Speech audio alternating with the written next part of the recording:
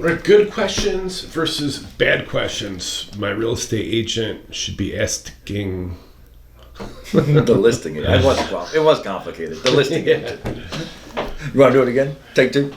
What questions should my real estate agent ask the listing agent? Yeah. All right. So there are good questions versus bad questions. Let me give you an idea of some good questions. Good questions would be,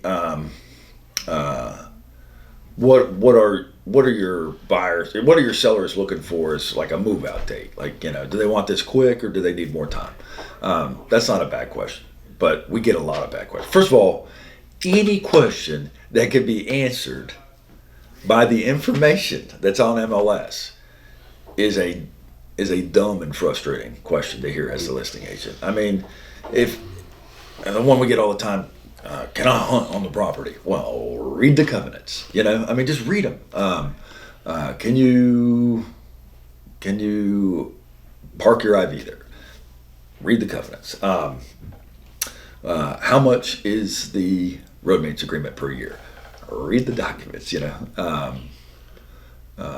there any floodplain?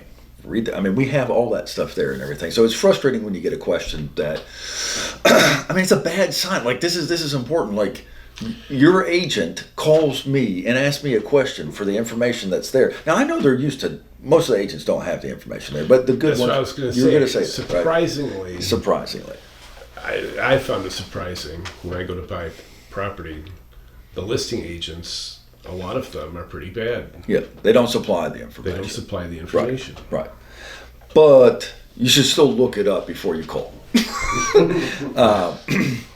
Another bad question is, why is the seller selling? Because they want to sell. It's just, why is that important to you? It's not. I don't see how that's conducive to any kind of productive negotiation. Why are they selling? Because they want to sell. You just want to make sure it's not like full of black mold. Right. Yeah. Right. And that's or that's another one. I got this one just last week. Is there anything that the seller didn't disclose in the residential? So like you're already calling my seller a liar.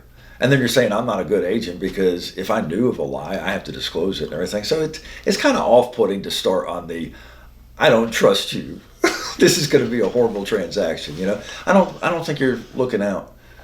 Like they took some class or there was some company that says, ask the agent this. Really? It's not. It doesn't help you.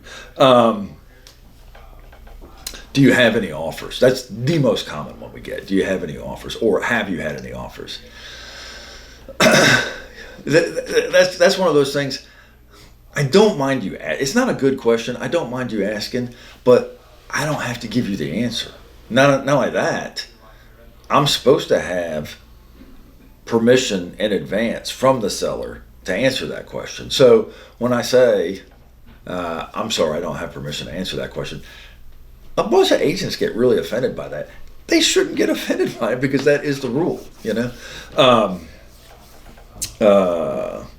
Another bad question is too, asking questions before you see the property. So you have a showing scheduled. You're going to take a look at the property. If you, there's different kinds. Like if you said,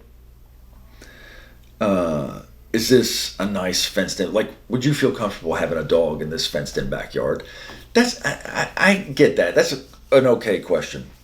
But if you say, before you even see the property, how negotiable are your sellers?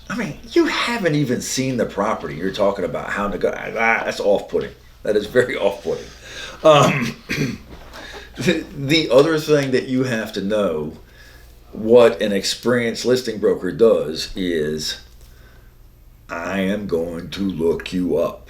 If you call me and I get a message, or if you're showing my property, I know who and what you are. I know what you've sold, okay? So if you give me a list of 11, 12 questions and you haven't even shown the property and you sell 1 or 2 properties in the last 2 years, come on. Really, go do your job and show the house and everything. The biggest one is, like, you'll get questions about land. You've never sold a piece of land before in your entire life. I had one last week. a $4.25 million piece of land, okay? I look up this agent. It's a good agent. She sells 20, 30 properties a year, okay?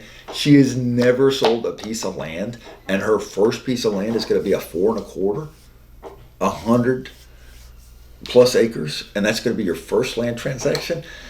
That's not a good situation. You're not doing a good job for your buyer on that.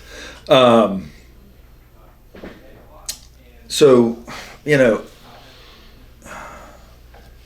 whole thing about offers and why the seller is selling and questions that are available and everything, you sometimes, very important, sometimes you are revealing much more about you and your buyers by the questions that you asked and the answers that I'm going to give you.